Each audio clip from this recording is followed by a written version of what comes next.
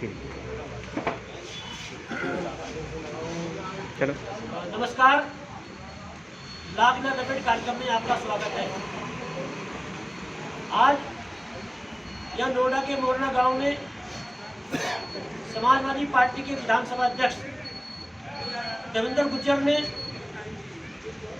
देश के पहले गृह मंत्री लौह पुरुष सरदार वल्लभ भाई पटेल जी की पुण्यतिथि का कार्यक्रम किया। यहाँ पर समाजवादी पार्टी के काफी कार्यकर्ता आए हुए थे,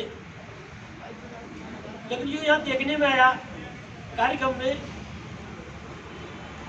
जो यहाँ नोएडा में पूर्व प्रत्याशी हैं जिन्होंने संगठन का जो अपने को समय समय बताते हैं, वो भी यहाँ नादारत है इस कार्यक्रम से।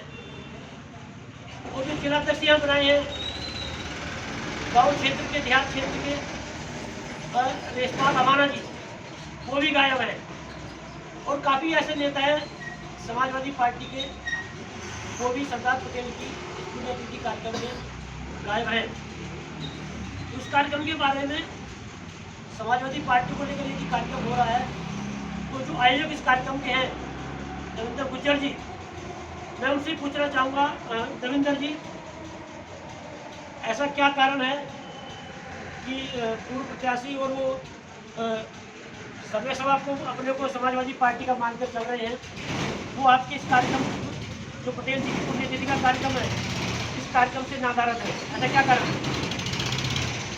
देश के महान नेता लौह पुरुष वल्लभ भाई की पटेल की पुण्यतिथि हम लोग जो है आज मोरना स्थित विधानसभा कार्यालय पे मना रहे हैं, जिसका मैसेज मैं समझता हूँ सभी को मिल गया होगा और सभी लोग बड़ी तादाद में आए, उनका सभी का हार्दिक स्वागत अभिनंदन है। और जो लोग इस कार्यक्रम में नदारत रहे, उनका मैं वजह नहीं बता सकता कि क्या कारण है कि आजकल उत्तर प्रदेश के अंदर जो किसान आंदोलन चल रहे हैं, हो सकता है कहीं कोई ऐसा कार्यक्रम उन्होंने लिया हो या कर रहे हो, इसके बारे में मुझे कोई ऐसी जानकारी नहीं है जिसका मैं ठोस रीजन आपको बता सकूं कि वो किस कार्यक्रम में क्यों नदारत है। क्या आपको लगता है कि जो कार्यक्रम हो रहे हैं नोएडा में समाजवादी पार्टी के, उसमें जिम्मेदार नेता और वरिष्ठ नेता समाजवादी पार्टी के वो सक्रिय भूमिका निभा रहे हैं? जो समाजवादी पार्टी के वरिष्ठ नेता है, माननीय राष्ट्रीय अध्यक्ष जी सड़कों पर संघर्ष कर रहे हैं, अपनी गिरफ्तारियां दे रहे हैं, लेकिन जो यहाँ का नेता है वो अपने आप को जो नज़रबंद किए हुए है। ये भी एक जो आम जनता का और किसानों का दुर्भाग्य है कि हम लोग अगर उनके दुख दर्द में शामिल होकर सड़कों पर उनका संघर्ष, उनकी आवाज़ को नहीं उठाएंगे तो इस तरीके से जीत हासिल नहीं होगी। कौन नेता है वो जो अपने लोगों को नज़रबंद किए हुए हैं? तमाम समाजवादी पार्टी के हम सोशल मीडिया पे और उसमें व्हाट्सएप पे हम लोग देख रहे थे कि लगभग सभी नेताओं के, अपने नाम क्या बताऊं, सभी का आप लोग सोशल मीडिया के माध्यम से देख रहे हैं कि पुलिस जो है उनके घर पे उनको नज़रबंद कर दिया गया है। देवेंद्र अवाना जी, आप पुराने नेता हैं समाजवादी पार्टी के। अभी मैं कार्यक्रम में देख रहा था कि कार्यकर्ता की उपेक्षा और बड़ी निराशा की बात सामने आई। इसके क्या कारण है कि नोएडा में समाजवादी पार्टी के कार्यकर्ताओं में निराशा है और उपेक्षा का भाव है? तो निराशा के बारे में तो आपने देखा भी होगा कई बार निराशा, लेकिन मुझे नहीं लगता किसी कार्यकर्ता में निराशा है। परिवार है, परिवार में तमाम चीज़ें आती हैं, अपनी बात कहता है लोग, किसी बात से कोई नाराज़ होता है तो बड़ा परिवार होता है तो दिक्कतें थोड़ी बहुत आदमी महसूस करता है। बाकी निराशा कार्यक्रम नहीं, बहुत मजबूती से संघर्ष कर रहे हैं, रोज़ गिरफ्तारियाँ दे रहे हैं, रोज़ पुलिस गिरफ्तार कर रही है, रोज़ वो रिहाई हो रही है, रोज़ नए आंदोलन के लिए सब तैयार है। समाजवादी पार्टी बहुत मजबूती से संगठित होकर काम कर रही है और इस आंदोलन में आपको देखने को मिल रहा है।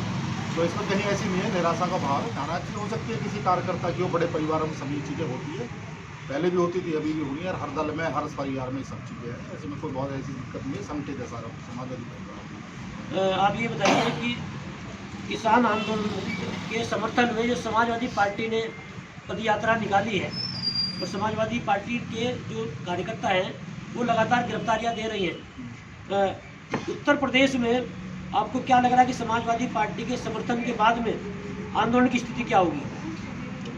देखिए, उत्तर प्रदेश में तो अकेली समाजवादी पार्टी लड़ी है किसानों के समर्थन में।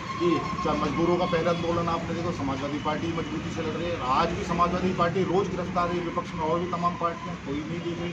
लेकिन समाजवादी पार्टी अकेले जो मोर्चे ले, हमारे राष्ट्रीय अध्यक्ष भी मोर्चा ले रहे हैं, रोज वो भी गिरफ्तारी दे रहे हैं। तो समाजवादी पार्टी किसानों के हित में किसानों के साथ खड़ी है, और किसान इस बात को समझ रहा है कि समाजवादी पार्टी के लोग ही हमारी लड़ाई लड़ रहे हैं, और हम लोग मजबूती से जनता के बीच, किसानों के बीच में हैं।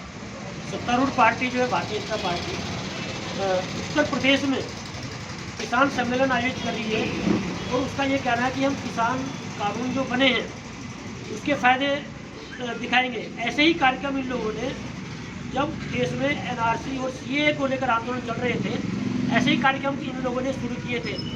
तो भारतीय जनता पार्टी के इस कार्यक्रम से आपको उनकी क्या रणनीति दिखाई दे रही है? देखिए, भारतीय जनता पार्टी के बारे में तो क्या क्या झूठी पार्टी है, झूठों की पार्टी है, झूठों का जमा हो रहा है। 2 करोड़ रोजगार की बात देख लो, 15-15 लाख की बात देख लो, खुशहाली की बात है, 6 दिन की बात देख लो, 3 की बात में तो विश्वास जनता कर नहीं रही। हम लोग तो खासकर करने, हम लोग तो अच्छी तरह जाने चाहिए, लेकिन जनता भी इन पर विश्वास नहीं। ये तो झूठ का पुलिंदा है, झूठ के आधार पर ये पार्टी टिकी है। हिंदू मुस्लिम, हिंदुस्तान पाकिस्तान, इसके अलावा इन पर दूसरी चीज़ें नहीं। आज किसान कह रहा है हमें नहीं चाहिए इतना लाभ, हमें तो जो चीज़ों से उसे पक्का कर दो, MSP की गारंटी कर दो, उस पर आज के लिए जबरदस्ती देना चाहते हैं। इसी तरह की दिक्कत है। झूठ के आधार पर भारतीय जनता पार्टी पूंजीपतियों की पार्टी है, पूंजीपति के 2-3 लोगों से देश को लुटवा देना चाहती है। सिर्फ इतना है, और जनता समझ गई आने वाले दिनों में इन्हें ऐसा खदेड़े कि इनको नाम लेने वाला, पानी देने वाला नहीं चाहिए। इस कार्यक्रम में राहुल अवाना जी भी हैं, और नोएडा में काफ़ी समय के बाद में किसी युवा नेता ने विधानसभा के लिए दावेदारी ठोकी है। तो मैं राहुल अवाना जी से ही पूछना चाहूँगा कि समाजवादी पार्टी में आपको क्या लगा कि मुझे यहाँ दावेदारी करनी चाहिए? आपके मन में क्या चल रहा था और क्या चल रहा है कि आपने समाजवादी पार्टी से विधानसभा में दावेदारी की है? देखो, सबसे पहले तो मैं ये कहूँगा कि अभी हम जो किसानों का जो बीजेपी अंधी गूंगी सरकार ने जो 3 बिल लाए हैं, इनका हम विरोध कर रहे हैं समाजवादी वाले। और जब ये सरकार इन बिल को वापस लेगी, फिर हम देखेंगे आगे क्या रणनीति क्या बनानी है। अब जैसा राष्ट्रीय अध्यक्ष आदेश करेंगे, फिर चुनाव भी लड़ेंगे अगर राष्ट्रीय अध्यक्ष हमको आदेश करेंगे तो। मतलब अभी पहली प्राथमिकता किसान आंदोलन को सफल बनाने की है। पहली सफल। और जो किसान कानून बनाए हैं किसानों के खिलाफ, इनको वापस कराएगी, और फिर जैसा राष्ट्रीय अध्यक्ष आदेश करेंगे हम वैसा माना जाएगा। अच्छा, ये बताइए, आप समाजवादी पार्टी में कितने समय सक्रिय हैं आप? मैं 2011 से मैंने राष्ट्रीय अध्यक्ष जी के साथ साइकिल चलाई थी। अच्छा। नोएडा से ग्रेटर नोएडा तक जब से ही हूँ मैं राष्ट्रीय अध्यक्ष जी का मैं फैन हूँ बहुत बड़ा। अखिलेश यादव जी का। जी। रविंद्र भाई, आप बताइए कि आपने कार्यक्रम किया है सरदार पटेल जी की पुण्यतिथि का। पटेल जी के जीवन से, उनके संघर्ष से आपने क्या प्रेरणा ली, और उनके बारे में आप क्या कहना चाहेंगे? आज देश के ऐसे महान नेता जिनको लौह पुरुष के नाम से जाना जाता है, और जिन्होंने दलित शोषित वंचितों की लड़ाई लड़ी, आज जिस तरीके से उत्तर प्रदेश के अंदर जो गूंगी बहरी भाजपा की सरकार चल रही है, जो तमाम मोर्चों पर विफल भी हो गई है, इसमें किसानों का शोषण, नौजवानों का शोषण आए दिन हो रहा है। तो मैं पटेल जी से ये प्रेरणा लेता हूँ कि जिस तरीके से उन्होंने दलित शोषित वंचितों के लिए संघर्ष किया है, और जिस तरीके से ये झूठ की सरकार उत्तर प्रदेश के अंदर बनी हुई है, जो कहती थी नौजवानों को जो है सालाना 2 करोड़ रोजगार देंगे, विदेशों से काला धन आएगा, लोगों के खाते में 15-15 लाख रुपए जाएंगे। लोगों का ये ऐसी सरकार से, ये झूठी सरकार से लोगों का विश्वास उठ गया है।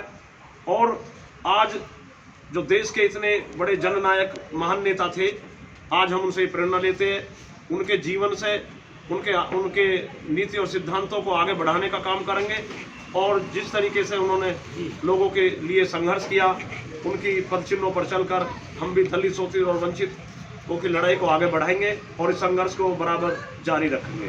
जी, अवाना जी, ये बताइए, भारतीय जनता पार्टी जो है, और विशेष रूप से मोदी सरकार, जितने भी देश में आंदोलन हुए हैं, उन्हें किसी न किसी रूप में बदनाम करके इन्होंने लोगों की आवाज़ को दबा दिया गया। एक किसान आंदोलन जो है जिस तरह से उभरा है देश में, किसान आंदोलन को सामाजिक संगठन, राजनीतिक संगठन, विशेष रूप से विपक्ष का जो साथ मिल रहा है, और काफ़ी खिलाड़ी, काफ़ी लोग जो है साहित्यकार वो इसका लगातार विरोध कर रहे हैं।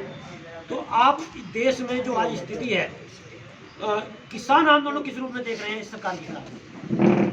एक किसान अपने हक की लड़ाई तो लड़ी रहा है, ईमानदारी से लड़ाई लड़ रहा है। सरकार भी बैकफुट पे है, सरकार इस आंदोलन से कर रहा है। नित्य प्रत्येक दिन नए आंदोलन में लोग जुड़ते जा रहे हैं और आंदोलन में ऐसा होगा कि इन्हें उखाड़ फेंकने का काम करेगा। और जहाँ तक भारतीय जनता पार्टी को बदनाम करेगी, जो इनके खिलाफ बोलेगा वो देशद्रोही, जो इनके खिलाफ जो सही बात को आवाज़ उठाएगा उसे ही आतंकवादी कहेंगे, उसे ही खालिस्तानी कहेंगे। तो ये तो इनकी नीति है, इनके शुरू से ही ये बदनाम करने का काम करेंगे, कभी वफादार नहीं रहे। और ये आंदोलन ऐसा आंदोलन है जिससे किसान जो अन्नदाता है, जो पूरे हिंदुस्तान के पूरी दुनिया में किसान ऐसा जो अन्नदाता लोगों को पेट पालने का काम करता है, अब वो जग गया है, वो सड़कों पर है।